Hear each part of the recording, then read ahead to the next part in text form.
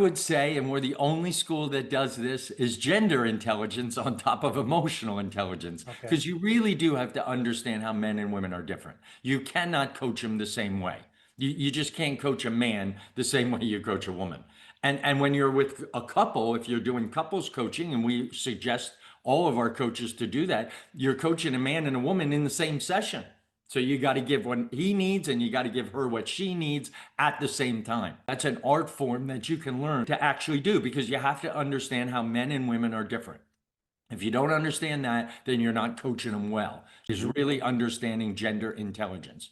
I think gender intelligence as a definition is really just recognizing and understanding the differences between men and women. And again, I want to preface that with, we're not talking about equality.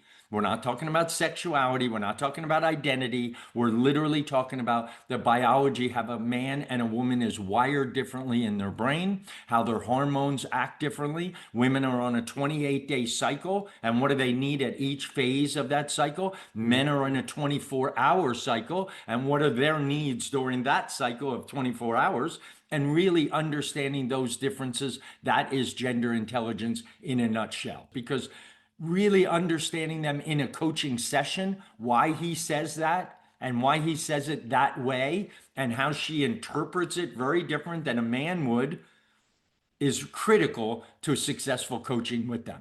It's not only important for the coach to understand gender intelligence, but it's important for the clients to understand gender intelligence for their relationship to get better. And it doesn't matter if it's at home or at work. You know, our relationships with coworkers and your boss and your subordinates and all of that, really important at home and at work to understand gender intelligence, to be a successful leader, to be a successful dad, to be a successful parent, to be a successful coach.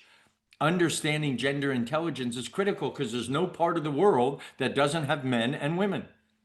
So to me, what we're really trying to do is not divide, but harmonize.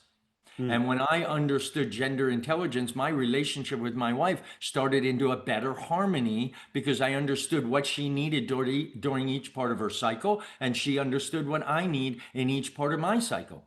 Okay. So critical.